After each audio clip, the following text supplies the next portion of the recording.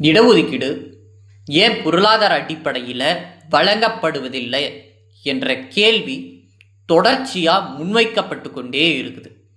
இது எதனால் வருதுன்னா, இடஒதுக்கீடு எதற்காக வழங்கப்படுது என்ற புரிதல் இல்லாததுனால தான் இது போன்ற கேள்விகள் தொடர்ச்சியாக முன்வைத்து கொண்டே இருக்கிறாங்க.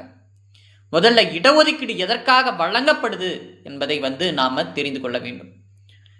இந்த இந்திய சமூகத்தில் சாதி அடிப்படையிலும் வர்ணாசிரம அடிப்படையிலான அந்த ஏற்றத்தாழ்வு என்பது 2000 வருடங்களாக இருந்து கொண்டே இருக்குது. இதில் பிறப்பால் உயர்ந்தவனுக்கு மட்டும்தான் கல்வி கற்க உரிமை உண்டு, தாழ்த்தப்பட்ட பிற்படுத்தப்பட்ட பழங்குடியின மக்களுக்கு கல்வி கற்க உரிமை இல்லை என்று இந்த சமூகம் அவனுக்கான அந்த உரிமையை மறுத்திருந்தது.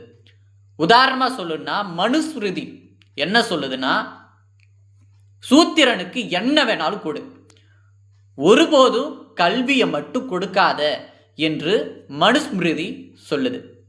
இப்படி 2000 வருடமா இந்த சமூகத்தில் இவர்களுக்கான அந்த வேலை கல்வி கற்கும் உரிமையும் மறுத்து கொண்டே இருந்தாங்க. அதற்கு இந்த சமூகத்தில் நீதி வழங்கும் விதமாக தான் இடஒதுக்கீடு என்பது தற்போது வழங்கப்படுது. ஏன் பொருளாதார அடிப்படையில் இது வழங்கக்கூடாதுன்னா, இங்கு அவன் ஒரு ஏழை என்பதனால அவனுக்கான அந்த கல்வி உரிமை மறுக்கப்படலை, அவன் பணக்காரன் என்பதனால அவனுக்கு வழங்கப்படலை.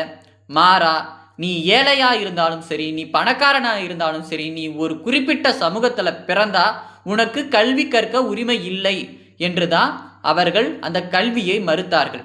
எனவே பொருளாதார அடிப்படையில் இடஒதுக்கீடை மாற்றம் செய்யக்கூடாது.